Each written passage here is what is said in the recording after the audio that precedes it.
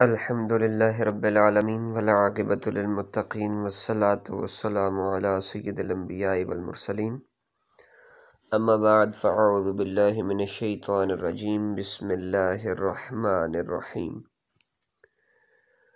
آج کے اس سبق کے اندر ہم نون ساکن اور نون تنوین کے قواعد جانیں گے۔ نون ساکن یعنی جس نون کے اوپر جزم ہو، اور نون تنوین وہ نون ہے جو تنوین کے آخر میں بولا جاتا ہے، جیسے دال دو زبر دن۔ اب دال دو زبر دن تو دال زبر نون دن، یعنی یہ دال زبر نون دن کا شارٹ کٹ فارم ہے۔ میں نے آپ کو بتایا تھا عرب ہمیشہ شارٹ کٹ کے قائل بھی ہیں، شارٹ کٹ لکھتے ہیں۔ دنیا نے شارٹ کٹ لکھنا بعد میں شروع کیا اور شارٹ کٹ استعمال کرنا اب شروع کیا، لیکن عرب جو ہے زمانہ قدیم سے ہی شارٹ کٹ کے قائل تھے اور شارٹ کٹ لکھا کرتے تھے، اسی لیے وہ اپنے آپ کو عرب اور ہمیں عجم یعنی خود کو بولنے والا اور ہمیں گونگا کہتے ہیں۔ جتنے بھی عرب کے علاوہ ہیں ان کو وہ گونگا کہتے ہیں، وہ کہتے ہیں کہ ہم تو صاحب زبان ہیں، ہماری زبان سب سے افضل اور اعلیٰ ہے، جبکہ دیگر سارے جو ہیں وہ گونگے ہیں۔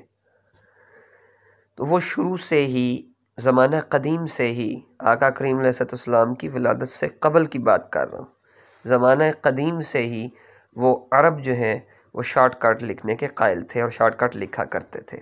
بہت ساری جگہ پر انہوں نے تبدیلیاں بھی کی، حروف کے اندر کچھ قواعد استعمال کیے گئے۔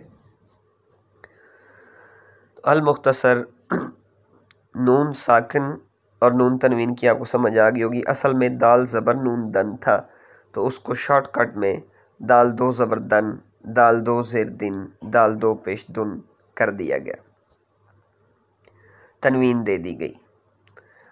تو یہ تنوین حقیقت میں نون ساکن ہی ہے۔ تو اس صورت میں نون ساکن اور نون تنوین کے بعد کچھ حروف کے آنے پر اس میں کچھ تبدیلیاں ہوتی ہیں۔ اس میں 4 قسم کے قاعدے چلتے ہیں۔ ایک ہے اظہار، دوسرا اخفا، تیسرا ادغام، چوتھا اقلاب۔ اب سب سے پہلے آ جاتا ہے اظہار۔ اظہار کیا ہے؟ یعنی اس میں نون ساکن اور نون تنوین کو ظاہر کر کے پڑھا جاتا ہے۔ جس طرح میں نے تنوین کی تختی کے اندر آپ کو پڑھ کر بتایا تھا، اظہار کا طریقہ من، من، من، نون پورا پڑھا جا رہا ہے، اپنے مخرج سے مکمل ادا ہو رہا ہے۔ ایسی صورت کب ہوگی؟ جب نون ساکن اور نون تنوین کے بعد حروف حلقی میں سے کوئی آ جائے، یعنی حمزہ، ہا، عین، حا، غین، خا، ان میں سے کوئی کلمہ آ جائے تو وہاں اظہار ہوگا۔ جیسے قرآن پاک میں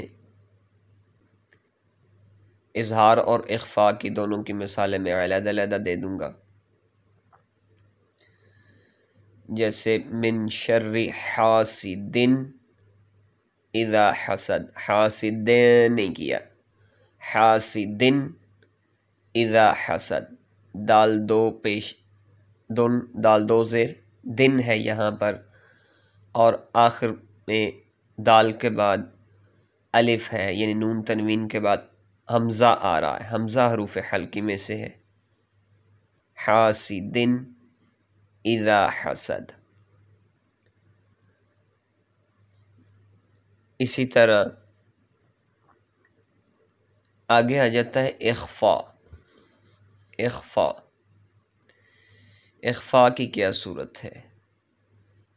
سب کی مثالیں میں تمام حروف کی علیحدہ علیحدہ دے دوں گا، بہرکیف ابھی ہم سبق آگے پڑھتے ہیں روٹین کے مطابق۔ مثالیں آخر میں قرآن پاک سے میں نکال کر دکھا دوں گا۔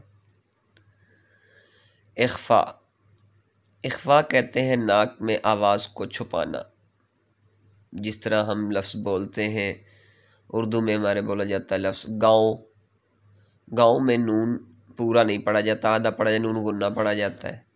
اسی طرح میں کے اندر بھی نون غنہ پڑھا جاتا ہے، نون مکمل نہیں پڑھا جاتا ہے۔ ہمیں کے اندر بھی نون غنہ پڑھا جاتا ہے، پورا نون نہیں پڑھا جاتا۔ اس کے بعد ہیں جمع کے لیے استعمال ہوتا ہے، اس کے آخر میں بھی نون غنہ پڑھا جاتا ہے، نون مکمل نہیں پڑھا جاتا۔ اسی طرح عرب کے اندر بھی نون جب آدھا پڑھا جاتا ہے، نون غنہ پڑھا جاتا ہے، جب نون کو نون غنہ میں تبدیل کیا جاتا ہے اس کو اخفا کہتے ہیں۔